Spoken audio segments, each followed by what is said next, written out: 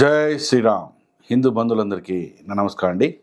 కుంభమేళా ఎప్పుడైతే స్టార్ట్ అయిందో, కుంభమేళాకు హిందూ సమాజం నుంచి వస్తున్న రెస్పాన్స్ని చూస్తున్న హిందూ వ్యతిరేక శక్తులు ఏవైతే ఉన్నాయో, అది కమ్యూనిస్టులు కావచ్చు, కాంగ్రెస్ కావచ్చు, మా అంబేద్కరిస్టులు కావచ్చు, చాలామంది చాలా రకాలుగా కుంభమేళను విమర్శిస్తూ, కుంభమేళ వెళ్తున్న హిందువులను కూడా వాళ్ళని ఒక డీమోటివేషన్ చేయాలనే ఉద్దేశంతో వాళ్ళు చేస్తున్న ప్రయత్నాలన్నీ కూడా మనం చూస్తున్నాం.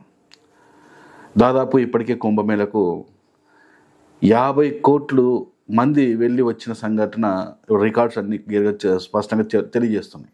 కుంభమేళ ద్వారా హిందూ సమాజంలో వచ్చిన మార్పును, అలాగే హిందువులు మేల్కొన్న విధానాన్ని చూస్తున్న ఈ యాంటీ హిందూస్ అందరూ కూడా పిచ్చెక్కిపోతుంది వాళ్ళకి.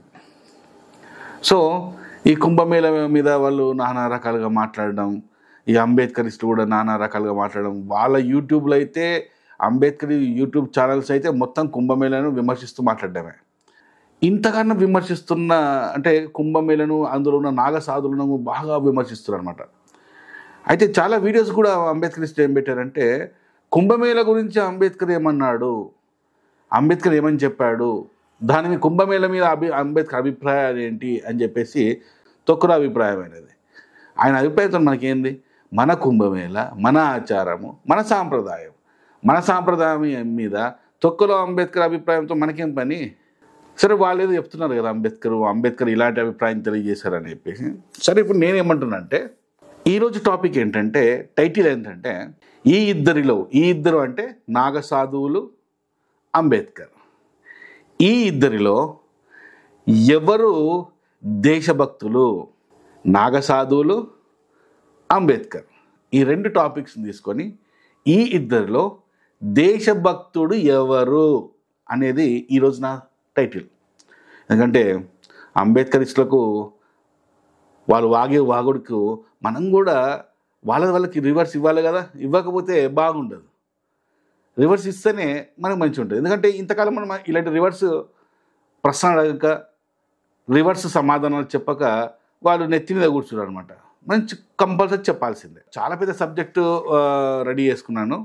అంత కాకపోయినా ఇందులో మెయిన్ సబ్జెక్ట్స్ అన్నీ కూడా పాయింట్స్ మీకు చెప్తూ క్లోజ్ చేస్తాను నేను వీడియో. ఓకే, చివరికి మీ అందరు చెప్పాలి ఏంటంటే, కామెంట్స్ రూపంలో నిజమైన దేశభక్తులు నాగ సాధువుల లేక అంబేద్కర్ అని చెప్పి మీ అందరూ కామెంట్ రూపంలో తెలియజేయాల్సిన అవసరం ఖచ్చితంగా ఉంది. 1927లో అంబేద్కర్ స్థాపించిన బహిష్కృత భారత్ అనే ఒక పత్రికను స్థాపించింది ఆయన. ఏదైనా సార్ 4 రోజులే చేస్తారు అనమాట. అంబేద్కర్ గారు ఏ పని చేసినా 4 రోజులే చేస్తారు. ఇది కూడా 4 రోజులు నడిపించిన అనమాట. ఈ బహిష్కృత భారత్ అనే పేపర్లో 1955లో థాట్స్ ఆన్ లింగ్విస్టిక్ స్టేట్స్ అనే పుస్తకంలో, ఈ 2 పత్రికలు, ఈ పుస్తకంలో నాగ సాధువుల గురించి అలాగే కుంభమేళ గురించి ఆయన మాట్లాడిన మాటలు ఏంటో ఒకసారి చూద్దాం మనం. అంబేద్కర్ తన ప్రసంగాల్లో నాగ సాధువుల తీరును తీవ్రంగా విమర్శించారు. నాగ సాధువులను నిరుపయోగమైన వర్గంగా, భక్త జనాలను మోసం చేసే వారికి సంకేతంగా అభివర్ణించాడు. వారి జీవనశైలి, వేషధారణ, మతపరమైన ఉన్మాదాన్ని ప్రోత్సహించడం వంటి అంశాలను తప్పుబట్టారు.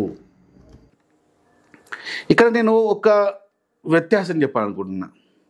ఇప్పుడు మనం 2 పుస్తకాలను చదవబోతున్నాం. మనం 2 పుస్తకాలను చదవబోతున్నాం. ఆ పుస్తకాలు ఎలాంటి అంటే, ఒకటి నాగసాధు బొమ్మతో ఉన్న ఒక పుస్తకం. ఈ పుస్తకము చూడగానే ఎలా కనబడతాయంటే ఎబ్బెట్టుగా, ఎందుకంటే నాగసాధులకు బట్టలు ఉండవు కదా, బూడిద పూసుకుంటారు కదా, చూడగానే ఒక ఎబ్బెట్టుగా, ఒక రాక్షసుల్లాగా, అందహీనంగా కనబడుతున్న ఒక పుస్తకం.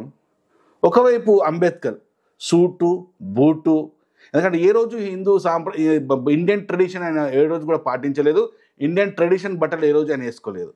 ఆయన ఎప్పుడు కూడా సూటు బూటు బ్రిటిష్ లాగానే బ్రతికింది ఆయన. చిన్నప్పటి నుంచి అంతే. సూటు బూటు వేసుకొని, షూ వేసుకొని, టై కట్టుకొని, చూడగానే కవర్ ఒక అందమైన కవర్, కనబడుతున్న ఒక పుస్తకం, అంబేద్కర్ అని ఒక పుస్తకం, అందహీనంగా కనబడే నాగసాధుల పుస్తకం. ఈ రెండు పుస్తకాలు ఇప్పుడు మీ ముందర పెడుతున్నాను నేను. ఈ అందహీనమైన పుస్తకం ఏం చెప్తుంది, అందమైన ఈ పుస్తకం ఏం చెప్తుంది? ఈ రెండు పుస్తకాల్లో దేశభక్తి కలిగిన ఏ పుస్తకం బెటర్? ఇక్కడ ఫస్ట్ పాయింట్ ఏం చెప్తా అంటే, మన పెద్దలు ఒక మాట చెప్పారు మనకి, ఏంటంటే don't judge A book by its cover. మనము చిన్నప్పటి నుంచి కూడా చదువుతున్నాం, మన పూర్వీకులు చెప్పారనమాట, ఒక పుస్తకాన్ని చూసి కవర్ చూసి ఆ పుస్తకం గొప్పదని, ఆ పుస్తకంలో ఏదో ఉంటుంది అని చెప్పేసి అనుకోవడం పొరపాటు. ఆ పుస్తకం చదివిన తర్వాతనే ఆ పుస్తకం యొక్క దమ్మేంటి అనేది తెలుస్తుందని చెప్పేసి మనకు స్పష్టంగా మన పూర్వీకులు మనకు చెప్పారు. సో ఈ రెండు పుస్తకాల్లో ఏది దమ్మైన పుస్తకమో, ఏది దేశభక్తిని తెలియజేస్తుంది అనేది మనం ఈరోజు తెలుసుకుందాం. మనం ఫస్ట్ నాగసాధుల పుస్తకము, అందహీనంగా కనబడుతున్న నాగసాధుల పుస్తకాన్ని చదువుదాం మనం. నాగసాధుల వ్యవస్థకు ఆదిశంకరాచార్యులు బలమైన ప్రేరణగా ఇచ్చారు. అసలు ఆదిశంకరాచార్యులే మొట్టమొదటిసారిగా ఈ నాగసాధు అనే ఒక వ్యవస్థను స్థాపించిన విషయం మనందరికీ తెలిసిన విషయమే. హిందూ ధర్మాన్ని రక్షించేందుకు మతపరమైన సాధువులు మాత్రమే కాకుండా ఆయుధాలు ధరించి యుద్ధం చేసే సాధువుల అవసరమని భావించి వీరి ఏర్పాటుకు మార్గం వేశారు ఆదిశంకరాచార్యులు. ఇదంతా మీకు మామూలుగా ఎక్స్ప్లెయిన్ కూడా చేయనవసరం లేదు, మీకు ఇది అర్థమైపోయింది అనుకుంటా. హిందూ ధర్మాన్ని రక్షించేందుకు, దేవాలయాలను కాపాడేందుకు ఆగంతక శక్తులు అనగా మొఘలాలు, బ్రిటిషులు, ఇతర అక్రమదారులు నుండి దేశాన్ని రక్షించేందుకు యుద్ధాలు చేయడానికి నాగసాధువులను తయారు చేయడం జరిగింది ఆదిశంకరాచార్యులు గారు అని చెప్పేసి మనకు స్పష్టంగా చెప్తుంది. అంటే నాగసాధువుల యొక్క పని ఏంటి? ఈ దేశాన్ని రక్షించడం. ఈ దేశాన్ని రక్షించడంతో పాటు ఈ దేశంలో మన హిందూ ధర్మాన్ని రక్షించడం, మొఘళ్ళ నుంచి కావచ్చు, బ్రిటిష్ వాళ్ళ దగ్గర నుంచి కావచ్చు, మిగతా మన దేశాన్ని ఆక్రమించడానికి ప్రయత్నించిన ప్రతి ఒక్కరి దగ్గర నుంచి ఈ దేశాన్ని, ధర్మాన్ని రక్షించే పూర్తి బాధ్యత ఆ రోజుల్లో నాగసాధులు కూడా తమ వంతు కృషి వాళ్ళు చేసినట్టు స్పష్టంగా మనకు అర్థమవుతుంది. మనకు ఈ నాగసాధువులు చాలా ముఖ్యమైన యుద్ధాలు చేశారండి దేశం కోసం, ధర్మం కోసం చాలా ముఖ్యమైన యుద్ధాలు చేశారు వాళ్ళు. ఫస్ట్ ఏంటంటే, ఫస్ట్ యుద్ధం వీళ్ళు మొఘల్ కాలంలో కూడా మొఘల్ పరిపాలనలో ఈ దేశం మీద దండయాత్రలు జరిగినప్పుడు కానీ, హిందూ ధర్మం మీద దండయాత్రలు జరిగినప్పుడు కానీ, మన దేవి గుళ్ళ మీద దండయాత్రలు జరిగినప్పుడు కానీ, అప్పుడు ప్రతి దగ్గర కూడా వీరు ఉన్న చోట చాలా ఫైట్ చేసినట్టు మనకు స్పష్టంగా క్లియర్గా కనబడుతుంది. ఔరంగజేబు పాలనలో 1658 నుంచి 1707 దాకా నాగసాధువులు వారణాసి, మధుర, అయోధ్యలోని దేవాలయాలను రక్షించారు. ఆ రక్షించడానికి పోరాటాలు చేశారు. హిందూ రాజులతో కలిసి యుద్ధంలో పాల్గొన్నారు. చూడండి, నాగసాధువులు దేశం కోసం కూడా ఫైట్ చేశారు, వాళ్ళు ధర్మం కోసం కూడా ఫైట్ చేశారు. వాళ్ళు 1733లో మొఘల్ గవర్నర్ మహమ్మద్ బంగాష్పై నాగసాధువులు జరిపిన యుద్ధంలో బలమైన ప్రతిఘటన చేసి బట్టలు లేకుండా తమ శరీరాన్ని మాత్రమే కవచంగా ఉంచుకునే దీశాలి జీవనం వీరిది. వారిని సైనిక సాధువులుగా పిలిచేవారు. మొఘల్ సామ్రాజ్యం మీద, దేశం కోసం, ధర్మం కోసం, గుళ్ళ కోసము నాగసాధువులు వాళ్ళ మీద యుద్ధాలు చేసినట్టు కూడా స్పష్టంగా మనకు కనబడుతుంది. రెండో పాయింట్, మరాఠా సామ్రాజ్యానికి మద్దతుగా ఉండడం. 18వ శతాబ్దంలో నాగసాధువులు మరాఠా సామ్రాజ్యానికి బలమైన మద్దతుదారులుగా నిలిచారు. మరాఠా సామ్రాజ్యం అంటే శివాజీ మహారాజు నుంచి మొదలుకొని చివరి దాకా చాలామంది మరాఠా సామ్రాజ్యంలో ఉన్న రాజులకు మద్దతుగా నిలిచిన వీళ్ళు. 1757లో ప్లాసీ యుద్ధంలో బ్రిటిష్ ఇండియా కంపెనీని వ్యతిరేకంగా కొంతమంది నాగసాధువులను 1760లో థర్డ్ బ్యాటిల్ ఆఫ్ పానిపాట్ యుద్ధంలో కూడా వీళ్ళు పాల్గొన్నారట. 1761లో పానిపాట్ యుద్ధంలో మరాఠాల తరఫున కూడా నాగసాధువులు పాల్గొన్నారని చెప్పేసి చరిత్రలో స్పష్టంగా క్లియర్గా అవుతుంది. అంటే నాగసాధువులు ధర్మం కోసము, ఈ దేశం కోసం కూడా మరాఠా రాజులతో కలిసి ఈ బ్రిటిష్ వారి మీద పోరాడినట్టు, మొఘల్ మీద పోరాడినట్టు స్పష్టంగా ఆధారంగా కనబడుతున్నాయి. వీటన్నిటికి కావాల్సిన పుస్తకాలు ఏవి చదవాలనేది నేను మళ్ళీ చివరిలో మీకు కింద రిఫరెన్స్ ఇస్తాను మీకు నేను. అంబేద్కరిస్టులు చూడండి, నాగసాధువులు ఎలాంటి పోరాటాలు చేశారు బ్రిటిష్ వారి మీద, ఈ దేశం ఆక్రమించుకునే ప్రతి ఒక్కరి మీద, మొఘలాయల దగ్గర నుంచి పట్టుకుంటే, బ్రిటిష్ వాళ్ళని పట్టుకుంటే, ఇతర ఆక్రమణదారులు ఎవరు వచ్చినా కూడా వాళ్ళు ఉన్న ప్రాంతాల్లో వాళ్ళకు వ్యతిరేకంగా పోరాడితే ఈ దేశాన్ని, ధర్మాన్ని, దేవాలయాన్ని కాపాడిన ధీరశాలులు వీళ్ళు. తమ శరీరం ఒంటి మీద ఒక్క బట్ట లేకపోయినా శరీరాన్నే కవచంగా వాడి యుద్ధాలు చేసి ఒక సైనిక సాధువుల్లాగా పేరు పిలువబడ్డది వీళ్ళకి. 18వ శతాబ్దంలో కూడా చూడండి ఒకసారి, ఈస్ట్ ఇండియా కంపెనీతోని వాళ్ళు చేసిన పోరాటాలు. 1857లో సిపాయి తిరుగుబాటులో కూడా నాగ సాధువులు చాలా పెద్ద స్థాయిలో పాల్గొన్నారు. బ్రిటిష్ పాలనకు వ్యతిరేకంగా స్వదేశీ ఉద్యమాల్లో కీలకంగా ఉన్నారు. 3వ పాయింట్ సిక్కులది. ఈ 3వ పాయింట్లో సిక్కు గురు గోవింద్ సింగ్తో నాగసాధుల సహకారం. గోవింద్ సింగ్ గారు 17వ శతాబ్దంలో గురు గోవింద్ సింగ్ ఇస్లామిక్ పాలకుల మీద యుద్ధాలు చేసినప్పుడు, వాళ్ళ మీద యుద్ధం చేస్తున్నప్పుడు నాగసాధువులు సిక్కి యోధులకు సహాయం చేశారు. 1708 గోవింద్ సింగ్ బ్రిటిష్ మరియు మొఘల్ వ్యతిరేకంగా పోరాడినప్పుడు నాగసాధువుల నుంచి గట్టి మద్దతు ప్రకటించి వారికి సహాయం చేసిన వారు నాగసాధువులు. చూడండి, మొఘల్ కావచ్చు, బ్రిటిష్ కావచ్చు, సిక్కులు పోరాడుతున్నప్పుడు సిక్కులకు సపోర్ట్ ఇవ్వడం, ఇలా ఎన్నో రకాలుగా దేశం కోసం నాగసాధువులు, అంటే అందహీనంగా కనబడుతున్న మా నాగసాధువులు, ఒంటి మీద బట్టలు లేకుండా ఉండే నాగసాధువులు, అన్నీ వదిలేసి ఎలాంటి ఆశలు లేకుండా దేవుడి కోసమే బ్రతుకుతూ ఉన్న ఇలాంటి నాగసాధువులు అవసరమైతే దేశం కోసం, ధర్మం కోసం, గుడుల కోసం పోరాడిన గొప్ప వీరులు. అందహీనంగా కనబడుతున్న ఆ పుస్తకాన్ని, నాగసాధువులు అనే పుస్తకాన్ని తీస్తే ఏముంటుందిలే ఈ పుస్తకంలో, ఇంత చండాలంగా ఉంది ఈ పుస్తకము అని చెప్పేసి అనుకుంటే, లోపల చదువుతుంటే నాగసాధువుల త్యాగాలు కనబడుతున్నాయి, వాళ్ళ వీరోచిత పోరాటాలు కనబడుతున్నాయి, ఈ దేశం కోసం వాళ్ళు పడ్డ శ్రమ కనబడుతున్నది. అది ఆ పుస్తకం యొక్క విలువ. నాగసాధువులు ధర్మరక్షణ మాత్రమే కాకుండా దేశ రక్షణ కోసం కూడా పోరాడిన యోధ సాధువులు. వారు మొఘలు, బ్రిటిష్, ఇతర శత్రువులపై అనేక యుద్ధాల్లో పాల్గొన్నారు. దేశ వ్యతిరేక శక్తులతో వీరోచితంగా యుద్ధాలు చేసి ధర్మరక్షణ, దేశ రక్షణ కోసం అనుక్షణం సిద్ధంగా ఉండే సాధువు రూపంలో ఉండే సైనిక సాధువులు. ఇది నాగసాధువుల యొక్క గొప్పతనం.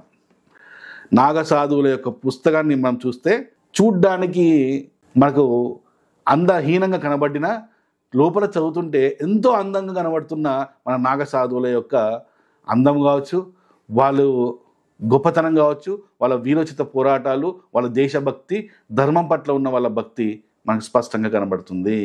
మనం ఇప్పుడు 2వ పుస్తకమైన అందంగా కనబడుతున్న, సూటు బూటుతోని అందంగా కనబడుతున్న అంబేద్కర్ అనే ఒక పుస్తకాన్ని మనం ఇప్పుడు తీసి చదువుదాం. ఆ అంబేద్కర్ అనే పుస్తకంలో ఏముందో అనేది ఇప్పుడు స్పష్టంగా తెలుసుకుందాం మనం. Doctor BR Ambedkar. పాయింట్స్ ఇవి చాలా ఎక్కువ ఉన్నాయి, కానీ ప్రతి ఒక్కరు వినాల్సిందే. ఈ వీడియో చూస్తున్న ప్రతి ఒక్కరు, ముఖ్యంగా అంబేద్కరిస్టులు, మీరు ఖచ్చితంగా వినాలి. ఇది మీకోసమే పాయింట్ టు పాయింట్ తయారు చేశాను నేను. ఓకే, వినాల్సిందే మీరు. అనుక్షణం హిందూ ధర్మాన్ని దూషిస్తూ దేశ వ్యతిరేక శక్తితో చేతులు కలిపిన సంఘటనలు అనేకం ఉన్నాయి. క్విట్ ఇండియా ఉద్యమం కావచ్చు, లేకపోతే స్వతంత్ర పోరాటాలు కావచ్చు, ఈ దేశానికి స్వాతంత్రం వద్దు, ఈ దేశానికి రాజ్యాంగం వద్దు, ఇలాంటి ఈ దేశం మొత్తం కలిసి దళితులు అన్ని కులాలందరూ కలిసి కష్టపడి స్వతంత్ర పోరాటం చేస్తుంటే సార్ మాత్రం మినిస్టర్ పదవిలో జలసాలు చేసుకుంటూ ఉండడం, ఇవన్నీ మనం చాలా కనబడుతుంటాయి మనకు. ఓకే, రెండోది, దేశ స్వాతంత్రాన్ని దేశ విపత్తుగా భావించి దేశ ప్రజలందరూ బ్రిటిష్ కాళ్ళ కింద బానిసత్వంలో బ్రతికే విధంగా ప్రయత్నించిన అంబేద్కర్ యొక్క రాజకీయ చతురత. దేశం మొత్తం స్వతంత్రం కోసం పోరాడుతుంటే ఈయన మాత్రం బ్రిటిష్ వారి పరిపాలనే ముద్దు, మాకు ఈ దేశానికి స్వాతంత్రం వద్దు అన్న ఘనుడు అనమాట. చూడండి, హిందూ ధర్మానికి మూలమైన దళితులను, హరిజనులను హిందూ ధర్మం నుండి విడగొట్టి బ్రిటిష్ వారి డివైడ్ అండ్ రూల్ అనే సిద్ధాంతానికి సపోర్ట్ చేసిన ప్రపంచ మేధావి. చూడండి, బ్రిటిష్ వాడికి ఎంతసేపు కావాలి? డివైడ్ అండ్ రూల్, కులాల వారీగా, మతాల వారీగా, వర్గాల వారీగా, ప్రాంతాల వారీగా విడగొట్టి ఐకమత్యాన్ని మనలో ఉన్న ఐకమత్యం చెడగొట్టి వాడి స్వతంత్రం అంటే వాడి దేశాన్ని పరిపాలించాలంటే మనల్ని విడగొట్టాలి. ఆ విడగొట్టాల్సిన కుట్రలో భాగంగా ఆ విడగొట్టే విధానానికి అంబేద్కర్ గారు కూడా సపోర్ట్ చేశాడు. హిందూ సమాజంలో దళిత సామాజిక వర్గాన్ని, అదే హరిజనులైన దళితులైన ఒకటే, ఈ వర్గాన్ని హిందూ సమాజం నుంచి వేరు చేసి హిందువుల యొక్క శక్తిని తక్కువ చేసి స్వతంత్ర పోరాటంలో హిందువులను డివైడ్ చేయాలి అన్నప్పుడు దళితులని హిందువుల మతం నుంచి వేరు చేసి అదొక శక్తిగా సపోర్ట్ చేసి స్వతంత్రానికి మేము వ్యతిరేకము అని చెప్పేసి స్టేట్మెంట్ ఇచ్చిన గనుడు అనమాట అంబేద్కర్. చూడండి, ఈ అందమైన పుస్తకం చదువుతుంటే ఎలాంటివి సమాచారం మనకు తెలుస్తుందో చూడండి. అందమైన పుస్తకం ఇది. దేశంలోని ప్రజలందరూ కులాన్ని పక్కన పెట్టి బానిసత్వం నుండి విడుదల కోసం బ్రిటిష్ వారికి వ్యతిరేకంగా పోరాడుతుంటే అదే సమయంలో బ్రిటిష్ ప్రభుత్వంలో మంత్రి పదవిని అనుభవించిన అంబేద్కర్. ఇది చాలా స్పష్టంగా మీకు కింద చెప్పాను. దేశం మొత్తం స్వతంత్ర పోరాటం చేస్తుంటే ఈయన ఒక్కడే ఈ దేశానికి స్వాతంత్రం వద్దని చెప్పి అదే బ్రిటిష్ వాడు లాఠీ చార్జీలు చేసి మన వాళ్ళనందరినీ జైల్లో వేస్తుంటే అదే ప్రభుత్వంలో మినిస్టర్గా ఉండి జల్సాలు చేశారు అంబేద్కర్ గారు. తన జీవితంలో ఒక్కటంటే ఒక్క స్వతంత్ర ఉద్యమంలో పాల్గొనని అంబేద్కర్ దేశభక్తుడిగా అవతరించడం ఎంత సిగ్గుచేటో ఒకసారి ఆలోచించండి. ఒక్కటంటే ఒక్కటి అంబేద్కర్ ఇస్తారా? మీకు నేను ప్రశ్న అడుగుతున్నా మీకే. అంబేద్కర్ పాల్గొన్న ఒక్క స్వతంత్ర ఉద్యమం పేరు చెప్పండి. జాతీయ ఉద్యమం గురించి మాట్లాడుతున్నాను నేను, మీ కుల ఉద్యమాల గురించి మాట్లాడుతున్నాను, దేశం యొక్క స్వతంత్ర ఉద్యమాల గురించి మాట్లాడుతున్నా. అందులో పాల్గొన్న ఒక్క ఉద్యమం పేరు చెప్పండి. చూడండి, అంబేద్కర్ అనే ఒక అందమైన పుస్తకాన్ని ఓపెన్ చేసి చదువుతుంటే ఎంత దరిద్రాలు బయటపడుతున్నాయి చూడండి. స్వతంత్ర పోరాట సమయంలో అంబేద్కర్ దేశం మొత్తం తిరిగి స్వతంత్ర పోరాట ఉద్యమానికి వ్యతిరేకంగా ప్రచారం చేసిన ఘనత ఒక్క అంబేద్కర్కే దక్కింది. మొన్ననే ఈ మధ్యలో ఒక వీడియో కూడా పెట్టా. కాకినాడ వచ్చేసి స్వదేది క్విట్ ఇండియా ఉద్యమ సమయంలో కాకినాడ వచ్చి కాకినాడలో క్విట్ ఇండియా ఉద్యమాన్ని పాల్గొనొద్దని చెప్పి దళితులకు పిలిపించిన విషయం కూడా మీకు వీడియో కూడా పెట్టా. కింద ఒక వీడియో ఉంది, అది కూడా చూడండి. దళితులు దేశ స్వాతంత్రాన్ని కోరుకోవడం లేదని, స్వతంత్రం వద్దని రౌండ్ టేబుల్ సమావేశాల్లో బ్రిటిష్ వారి పాలనకు వత్తాసు పలికిన మేధావి అంబేద్కర్. ప్రపంచ మేధావి అండి. 10th క్లాస్ 3rd క్లాస్లో పాస్ అయ్యాడు, ఇంటర్మీడియట్ 3rd క్లాస్లో పాస్ అయ్యాడు, డిగ్రీ 3rd క్లాస్లో పాస్ అయ్యాడు, పీజీ 3rd క్లాస్లోనే పాస్ అయ్యాడు, పిహెచ్డి 3rd క్లాస్లోనే పాస్ అయ్యాడు. అసలు అంబేద్కర్ ఇంతవరకు 3rd క్లాస్ తప్ప కనీసం 2nd క్లాస్ కూడా ఏది పాస్ కాలేదు. కానీ అంబేద్కర్ ప్రపంచ మేధావి. నువ్వు ఒప్పుకోకపోతే నీ మీద అట్రాసిటీ లోపల దొబ్బుతా నిన్ను. అంబేద్కర్ ప్రపంచ మేధావే. అలాంటి ప్రపంచ మేధావి రౌండ్ టేబుల్ సమావేశాల్లో పాల్గొన్నప్పుడు కూడా దళితులు స్వతంత్ర పోరాటానికి వ్యతిరేకంగా ఉన్నారని చెప్పేసి ఈ దేశానికి స్వతంత్రం అవసరం లేదని ప్రకటించిన ప్రపంచ మేధావి, ఒప్పుకోవాల్సిందే ప్రపంచ మేధావి. బ్రిటిష్ వారి లబ్ధి కోసం హిందూ సమాజం నుండి దళితులను వేరు చేసి తమకు స్వయం ప్రతిపత్తి రాష్ట్రం లేదా ప్రత్యేక దేశం కావాలని డిమాండ్ చేసిన ఘనుడు మన అంబేద్కర్ మహానుభావుడు. ఈ దేశంలో ముస్లిమ్స్ ఏమంటారు? మాకు ప్రత్యేక దేశం కావాలా పాకిస్తాన్ అని చెప్పి. కింద దక్షిణ భారతదేశంలో ఉన్న పెరియర్ రామస్వామి అంటాడు మాకు దక్షిణ భారతదేశం కావాలి అంటాడు. అంబేద్కర్ గారు ఏమంటారు? దళితులందరికీ మాకు సపరేట్ ప్రాతిపదిక అంటే స్వయం ప్రతిపత్తి రాష్ట్రం కావాలన్నాడు. లేదా అవసరమైతే మరి హరిజస్థాన్ అని చెప్పి ఒక దేశాన్ని కూడా ఏర్పాటు చేసుకుంటా అని చెప్పేసి ఒక ప్రణాళికను రూపొందించిండు. దీనికి సంబంధించిన సమాచారము స్పష్టంగా తెలుగు అకాడమీ వాళ్ళు రాసిన పుస్తకాల్లో అంబేద్కర్ ఒక లెటర్ ఉన్నది, ఆ లెటర్కి సంబంధించిన రిఫరెన్స్ ఇచ్చి స్పష్టంగా ఉన్నది. ఒకసారి చదవండి, వాల్యూమ్ నెంబర్ 1లో చదవండి. ఇక రాజ్యాంగ పితామహుడు అంబేద్కర్ రాజ్యాంగ పరిషత్తును వ్యతిరేకించి, రాజ్యాంగ పరిషత్తును ఏర్పాటు చేద్దామని దాన్ని వ్యతిరేకించింది ఆయన. అసలు రాజ్యాంగ పరిషత్తే అవసరం లేదు అన్నాడు. దేశానికి రాజ్యాంగం వద్దని వాదించిన అంబేద్కర్ ఈరోజు రాజ్యాంగ పితామహుడిగా అవతరించడం నా భూతో నా భవిష్యత్. ఈ దేశానికి రాజ్యాంగ పరిషత్ వద్దన్నాడు, ఈ దేశానికి రాజ్యాంగం వద్దన్న అంబేద్కర్ ఇవాళ అంబేద్కర్ చేతిలో అంబేద్కర్ విగ్రహాలు, దేశం మొత్తం విగ్రహాలు పెట్టి ఆయన చేతిలో ఒక రాజ్యాంగ పుస్తకం పెట్టేసి ఆయన రాజ్యాంగ పితామహుడిని చేశారు. పోనీ రాజ్యాంగ పితామహుడు అని సెంట్రల్ గవర్నమెంట్ ఏమన్నా డిక్లేర్ చేసిందా అని చెప్పేసి మీ అందరూ ఆర్టీఐలు వేయండి. సెంట్రల్ హోమ్ డిపార్ట్మెంట్కి అందరూ ఆర్టీఐలు కొట్టండి, ఆన్లైన్లో కొట్టండి, 10 రూపాయలు ఫీజు అంతే. మీకు రిప్లై ఏమొస్తుంది చూడండి, నో నో నో. ఎలాంటి గుర్తింపు ఇవ్వలేదు ఆయనకు అని చెప్పి వస్తుంది. ఆయన అంబేద్కర్ రాజ్యాంగ పితామహుడు కాదు, ఫాదర్ ఆఫ్ ది కాన్స్టిట్యూషన్ కాదు, సెంట్రల్ గవర్నమెంట్ ఏ రోజు ఇవ్వలేదు. కానీ మనందరినీ బలవంతంగా నమ్మించేసారు. ఏంటంటే అంబేద్కర్ చేతిలో ఒక రాజ్యాంగ పుస్తకం పెట్టేసి ఈయనే రాజ్యాంగం రాశాడు, ఈయనే రాజ్యాంగం రాశాడు, నమ్మించేసారు అంతే. రాజ్యాంగ పరిషత్ వద్దన్నాడు, రాజ్యాంగం వద్దన్నాడు. వ్యతిరేకించిన వ్యక్తికి రాజ్యాంగ పితామహుడు అనే బిరుదిచ్చేసి హిందూ మతంలోని వ్యవస్థను ఉపయోగించుకొని ఉన్నతమైన స్థానానికి చేరుకున్న తర్వాత హిందూ వ్యతిరేక కార్యక్రమాలు చేసిన మహానుభావుడు అంబేద్కర్. అంబేద్కర్ అనే పేరు పెట్టింది కూడా ఒక బ్రాహ్మణుడే, హిందూ సమాజమే. అంబేద్కర్ చదువుకోవడానికి సాయం చేసి కూడా హిందూ సమాజమే. విదేశాలకు వెళ్ళి చదువుకోవడానికి సాయం చేసింది హిందువులే. వచ్చిన తర్వాత ఆయనకు మినిస్టర్ పదవి ఇప్పించింది కూడా హిందువులే. ఆయన రెండో భార్య కూడా ఒక బ్రాహ్మణ స్త్రీ, హిందువే. ప్రతి క్షణం ప్రతి సమయంలో హిందూ సమాజం లేనిది ఆయన ఉన్నత స్థానానికి చేరే మార్గమే లేదు. అలాంటి హిందూ సమాజాన్ని హిందూ వ్యవస్థను ఉపయోగించుకొని ఉన్నత స్థానాన్ని చేరుకొని మళ్ళీ ఆయన చేసింది ఏంటంటే హిందువులకు వ్యతిరేకమైన కార్యక్రమాలు చేసిన మహానుభావుడు అంబేద్కర్. తన పేరుతో మొదలుపెట్టి తన జీవితంలో చివరి రోజు వరకు అనుక్షణం తన వెంట ఉండి సహాయ సహకారం అందించిన బ్రాహ్మణులను దళిత ద్రోహులుగా చిత్రీకరించిన అపర మేధావి అంబేద్కర్ గారు.